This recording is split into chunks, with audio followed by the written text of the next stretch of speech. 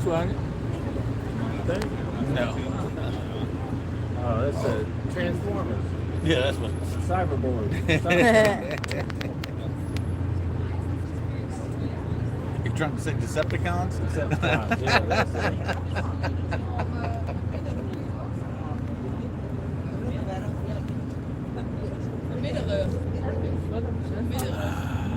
I was looking for Butler's Wharf. There it is. I was looking for that. So they train the butlers? Oh, you're joking. Okay. Sometimes I can't tell. I know, that's what everybody said. Now, on the reverse side of this, they have an old pirate galleon sailing ship. I think it's beach, it's up on there, but you can go into it and see this thing out. There's a little bar next to it. So that's some drinks one night. Reading now. That absolutely is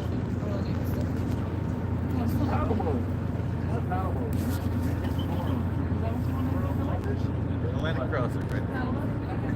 Mississippi, yeah. They can go sign up for World Navy. Hiring. Yeah. I think I'm a little old for that. But if Gurley's going to join the Navy, I'll join with her. Yeah. She'll be the driver, I'll be the navigator. Is that a coral reef or is that a straight water? I don't know. Shoot. Yacht. Which sheik or princess that's Maybe it's the king. Long live the king. The king. Oh, that's nice. helipad up there at the top. Yeah. Hey, That's expensive, yeah. Look at my workers, man. They're not working. They're hanging out. They're all, Clean up my You'll have to boat. fire them all. yeah, because you take a cruise in this thing. That's pretty nice. He's undercover boss. You and your 300 your best friends. You're right. Damn right. It's a nice boat. Imagine if you think it probably cost $100 million or $100 bill, and then just to crew it, it's probably $1 million a month. You know, super fantastic. You don't realize it's still going to cost so much. They're 10 every year. Hey, power.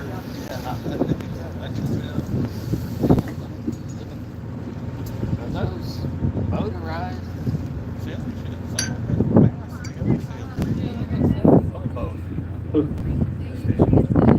Okay guys, there's quite a few on top on the deck here. Rather than having you sat quietly just looking at buildings, part of what we do during the day sometimes we do a trip-in and we do a guide for everybody, pointing out lots of landmarks and talking about the River Thames and pointing out lots of interesting facts. We only generally do it in the evening if there's a lot of people on the deck, but it's entirely up to you. You can sit there dead quiet, just stare at the buildings, or you can listen to me pointing out things. So if you would like to listen to me for a little while, I can point lots out to you. Just give me a wave if you can.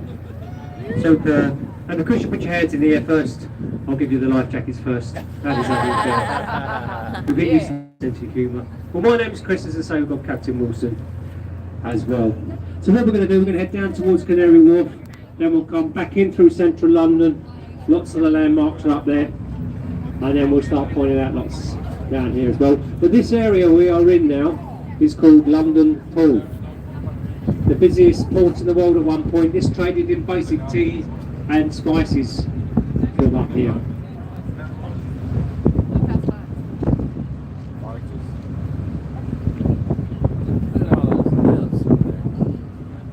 Cranes, yeah.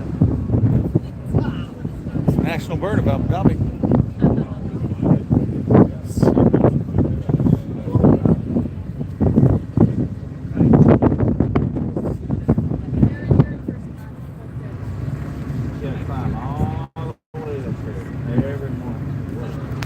Testing, testing.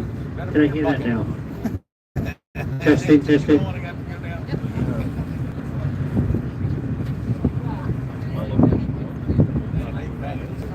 Test, test. That's up. Everybody knows.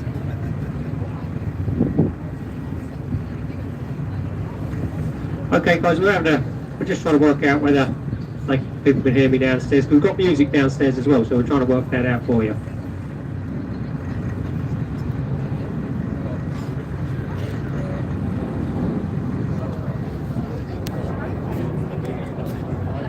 What we'll do, folks, is I'll do some guided commentary now, then the singer will do a bit, and then I'll come back on. Is that alright? You get the best of both worlds then? Yeah, give me a signal. Anything perfect. Alright, okay. We'll continue. First of all, over there, that is our base. It's called Cherry Garden Pier. Because of all of the cherry trees you can see behind there. It's been our base for tens and tens of years. The people that originally founded City Cruisers, they had one boat called Freddie, and it was a fuel boat, and it came up the Thames to help fuel up boats, and the business is built from there to this today, 14 boats. But we are now owned by the American Hornblower Group. They do lots of, over in America, lots of boat trips, walking tours, Denver tours, all that type of thing, all around the world now, so a big By Hornblower. City Cruises by Hornblower. Now I'm going to point out to you over here on the right hand side, you're going to see a building leaning over, a single building on its own. We call that the Leaning Tower of Rotherhithe. That's the area where it is. There used to be a street all the way across there, but during the Second World War all of the houses got damaged apart from that one, and that was owned by a company, a barge company called Braithwaite and Dean, and they refused to sell it to the London Corporation, who wanted to buy all the housing and change the whole of that into a park. And Braithwaite and Dean, as I say, were barge companies. One of our skippers, his great-great-grandfather worked for that company for many, many years. It's not unusual, folks. Us as watermen, we could be fourth and fifth generation families. It's quite normal for our fathers, our grandfathers, our great-grandfathers, and beyond that to have worked on the River Thames. And the Thames is over 200 miles long. It starts way behind us, 50 miles back that way. That's where the sea is, called Southend Sea in Essex, and it finishes way up there in the Cotswolds. And there's two big differences to this river. Over here on the right hand side we have something called the Thames Path. It's 184 miles long. It's the longest walking and cycling route of any river in Europe. And to have any buildings over there, part of the planning permission is they must have a riverside view or a road in front. Now I'm going to point out that church steeple you can see there. That is called St Mary's of Rotherhithe. A captain is buried in there. His name is Christopher Jones. He was a captain of the Mayflower Pilgrim ship. You'll see the Stars and Stripes flag and the Union Jack flag flying, and there's a pub named after that ship. That took the Pilgrim Fathers from here in the 1620s over to what we now know as the United States of America. And if you go in that pub, there's a list of names in there of the original crew members, Rotherhithe men.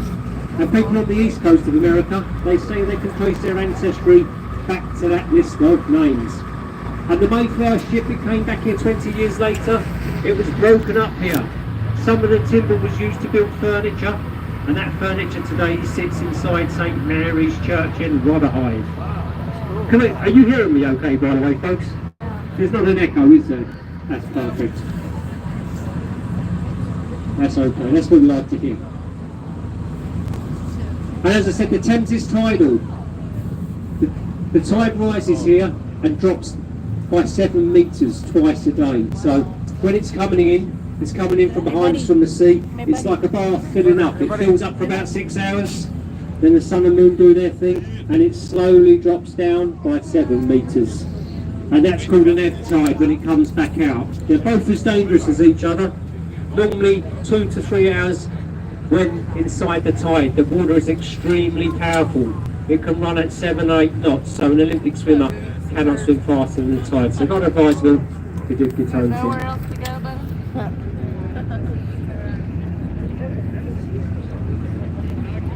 Now you see over on the left hand side there's a pub with the white building. It is the oldest pub on the River Thames. It's called the Prospect of Whitby.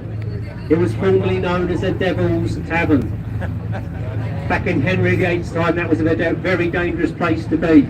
And that pub attracted unsavoury characters. You had cutthroats, highwaymen, mutineers and thieves. They all drank inside there. And to be quite honest, folks, not a lot has really changed. It still attracts unsavoury characters in there. They just come in the form of estate agents, bankers, and the odd politician. But it's got its original stone flag floor inside that building. Bread, salmon. Bread? Salmon paste. Yeah, nothing impressive.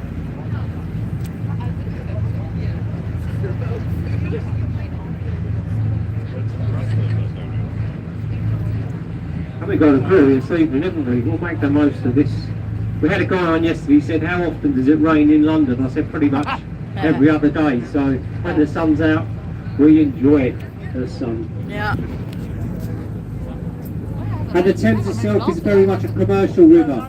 It is still one of the most economical ways to get products in and out of central London. So you'll see behind us we've got that tug and tow boat there. They carry up to about 500 tonnes of materials in and out. Passenger boats like ours, you'll see sailing boats, motorboats, and you'll see kayakers and canoeists. If you come on the River Thames with a kayak, please make sure you come with a guide. It is an extremely dangerous river. Unfortunately, people buy kayaks at the weekend in sports shops. They come onto the River Thames and they get in serious problems. The tide takes them into places that they shouldn't be, and then they have to be rescued.